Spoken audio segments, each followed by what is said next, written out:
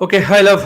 Good evening. Hi, So we sir. are back Good evening. after a day's gap because Yeah. I was committed yesterday. And what are we doing today? Today we'll be talking about security architecture and engineering domains, sir. One of the most difficult and complicated domains, I would say, for Okay. CISSP. It's considered difficult, but I'll Yeah. break it down Yeah. a little easily. So in domain two, we saw asset security, right? So there, somewhere down the line, we know that we need to protect data. Okay, and whether data is at rest or in motion, we need some cryptography technology to encrypt data, right? Whether at Right. motion Right. or whether at rest. So that is where we need to understand the encryption technologies, and that's where in domain three, first part comes as cryptography. Now, when Right. you look at cryptography, cryptography is the process of substituting the existing information with something which cannot be easily deciphered by a normal eye. Okay, and you do that by two processes. First is called substitution, and then second is called transposition. So you do substitution, that means you change the existing values with some substituted value, and then you do a diffusion process to achieve encryption, right? There are two kind of encryption: symmetric and asymmetric algorithms. Symmetric algorithms have one single key to encrypt and decrypt. Asymmetric algorithms have two keys, that is public and private keys for encryption and decryption. If you encrypt with one key, the second key is used for decryption. From there comes the process of digital signature, where you use public private cryptography to create digital signatures, which involves the use of public key uh, you know PKI systems, right? So there needs to be a PKI infrastructure through which we can use some asymmetric key cryptography to have digital signatures in place, right? So many algorithms are there for both asymmetric and symmetric. Like for symmetric, you have the most well-known algorithm, which is AES, Advanced Encryption System. We have DES, we have Blowfish, we have Twofish. Okay, so there are many algorithms which are used for symmetric encryption, and we have asymmetric algorithms like RSA, ECC, okay, and Elgamal. So they are used Right. for asymmetric encryption, right? So for CISSP exam, you need to understand them broadly and not too deeply, okay, which is used where, right? Right. Uh, One of the main applications of cryptography that comes into picture is something called IPsec, right? How we create VPNs. Right? So IPsec is a technology which is used for encrypting data in motion once you are using the internet, right? So we need to understand IPsec very clearly. So that is more or less, you need to understand in as far as cryptography is concerned, right? You also need to understand what are cryptographic attacks. Okay, what is a brute force attack? What is a rainbow table? What is cryptanalysis? So we need to understand all that to apply them into a given situation. Right. Then next part is the physical security aspects of physical security, because once you are architecting and engineering security, at times you'll have to you have to create resources, or you have to design resources where your infrastructure will be hosted, your manpower or your human resources will be will be working. And that's where the criticality of life saving issues come into picture. Human beings are an asset. Any life is an asset, and how do you protect human life, right? Right. So Right. physical security looks into that part where you safeguard human life, okay, and also safeguard assets against any kind of damage to the infrastructure like fire or floods. Okay, so that is something which you need to understand. Then Right. domain three also looks at how to engineer security or architect security, okay, information security. So there are some basic principles of architecting security, right? The first principle is least privilege. You need to have the principle of least privilege at all times whenever you are giving access to resources. So that is the first foundational principle. Then you have to need to know basis, right? You have to engineer resources or engineer access based on need to know. And third is you have to understand basic access control models. So what are access Right. control models are? Access control models are different models which have been engineered, right, or developed to apply the philosophy of access control between a subject and an object, to understand that in a given situation how access can be engineered. Okay, right. there are different kind of access control models, like take grant model. You have then you have Bella Padula model. You have Biba model. Biba You model, also yeah. have, yes, you also have models like Brewer Nash model. So these are the Yes. models which are used for on the access control system to engineer Chinese access wall control. model also, sir. Chinese wall, yeah, I remember. Yes. Yeah, Brewer Nash model is the Pure Nash. Chinese Okay. Okay. Model, right? So you need to understand those models, and then you have different systems in use today. What is an industrial control systems? What is a SCADA system? What is Hmm. high performance computing? What is over the air operating system, RTOS, real time operating systems. You need to understand grid computing, cloud computing, shared responsibility model of security, right? Right. Right. And then one major part is embedded systems, how embedded systems handle security and why they are a very cause of concern because of very low firmware capacities. Okay, you need to go there. And then you also have mobile device, how to handle security of mobile devices, right? So Right. you deal with Right. mobile device vulnerability and what are the issues of mobile device vulnerability and how MDM systems can help you in achieving security with mobile devices. So now if you organize your domain 3 in this manner, it becomes easier. So first do cryptography, then do physical security, and then lastly you touch the balance of the portions, right? It's a Right. slightly Right. longer domain and you need to approach it in this particular manner, right? Right. And Right. when you're architecting security, remember that it's all about access control. One famous basic fundamental is it's all about access control. How do you engineer access control, right? Whether in the Right. physical world, whether in the crypto world, or whether in the info world, right? So that's why you need to understand the models. What is the situation? What are you trying to protect? So that's how domain 3 works. Okay, so let's now do some questions as we always do, and Yes. then we will take on questions from our uh, audience, because Yeah. today LinkedIn is not live because of some technical issues. So we will start from certain questions here, right? Ronki is here, sir, and Ronki has subscribed to our courses also. Just day before yesterday, I came to know. Oh, So that's great. she's a follower as well as a subscriber now for us. Okay, okay, great. Yeah. Yeah. Great, awesome. So, welcome, Ronki, to the academy, and let's have a few questions. Yeah. Right. So, this question says that just a second. Right. Right. Let me see a pen. Right. Ryan is responsible for managing the cryptographic keys by his organization. Which of the following statements are correct about how he should select and manage those keys? How should you manage keys? Okay. Keys should be sufficiently long to protect. Okay, now choose all that apply. So in CISSP, you will find such questions where it says choose all that apply, right? So keys should be sufficiently long to protect against future attacks if the data is suspected to remain sensitive. Yes. So keys should be so long that even any kind of a brute force attack does not, you know, affect your main information which is encrypted. So key should be so long. If you want to protect the information for 20 years, key should be so long that brute force cannot break this in 20 years, right? So this Right. is correct. Right.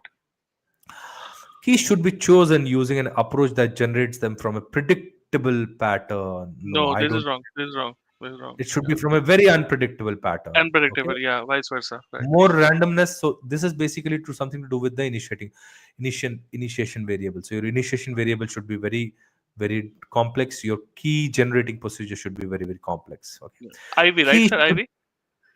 yeah, IV, the initial vector. Right.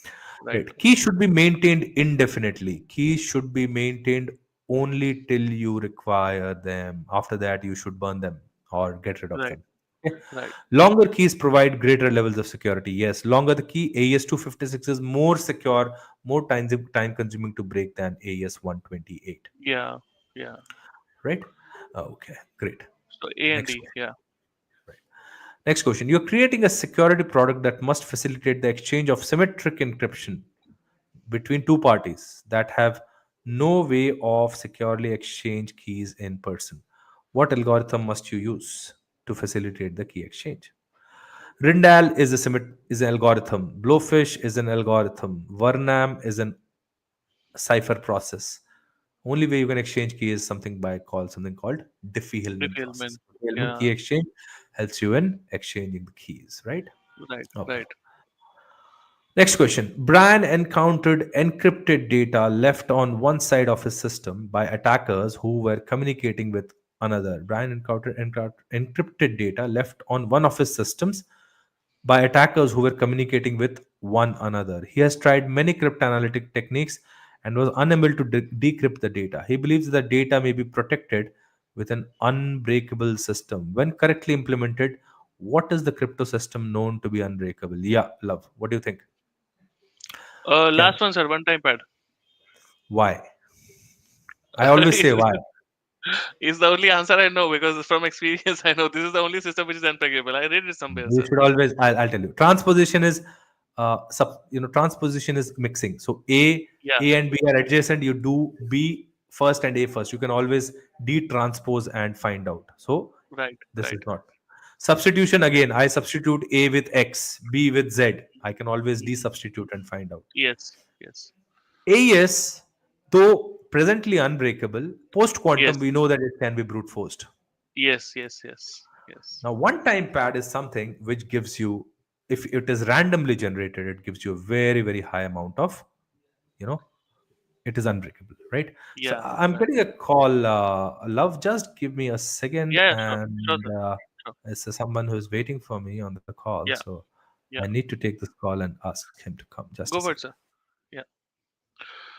So everybody who is watching, apart from Ronki, who are out there, definitely if you are interested in the CISSP, Colonel Subhashi Nahar is one of the most, one of the most recognized trainers in India right now, who is actually able to mentor you for CISSP. So definitely join his course. His upcoming batch is also there in December and January, so you can definitely get in touch.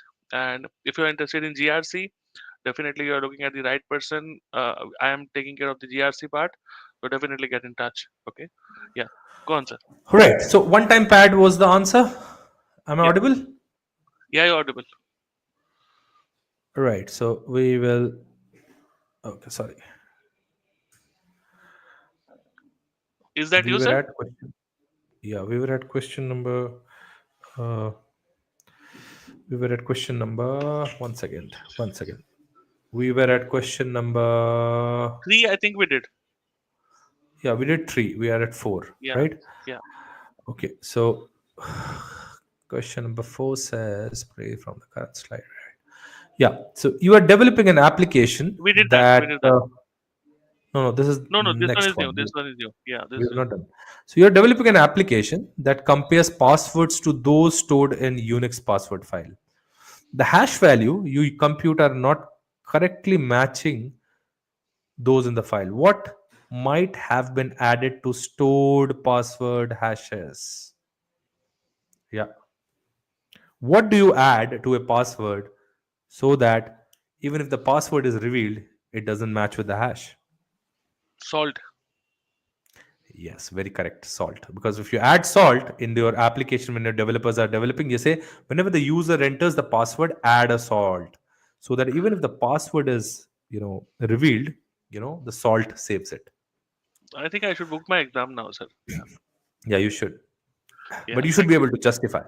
While Yeah. researching security models, to base your new computer design around, you discover the concept of the TCB. What is Hmm. a TCB, or a trusted computing base?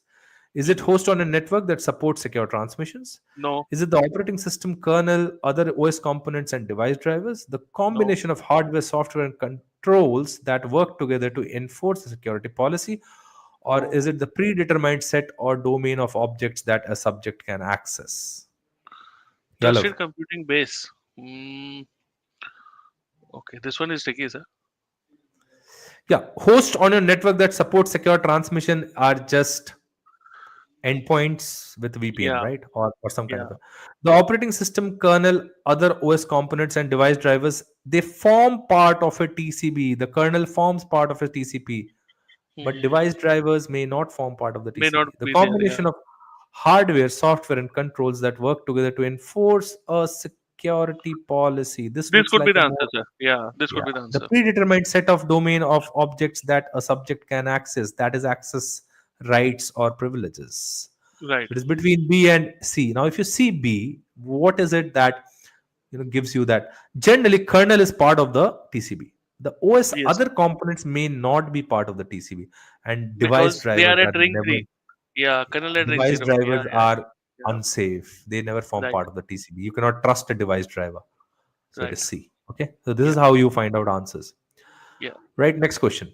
A large city's central utility company has seen a dramatic increase in the number of disruption nodes falling or going offline. An APT group was attempting to take over control of the utility company and was responsible for the system failures. Which of the following systems has the attacker compromised? So he has large cities central utility. You know what is a utility? No, Means I'm utility. giving you some utility, electricity or water supply, right? Okay, okay. Utilities. Right, right, right. And number of nodes have fallen, right? So now what is Hmm. MFP? Multifunctional processor. Hmm. Doesn't seem like an answer. RTOS, real-time OS, is used in high Real-time operating performance system. computing. No. System on chip. System on chips is part of embedded systems. Hmm. SCADA is what controls your utility systems, industrial control Right, systems. right, ICS. Okay, so D is right, the right right, answer. right. Okay, what method is a systematic effort to identify relationships between mission critical applications, processes, and operations and all other necessary supporting elements when evaluating the security of a facility or designing a new facility?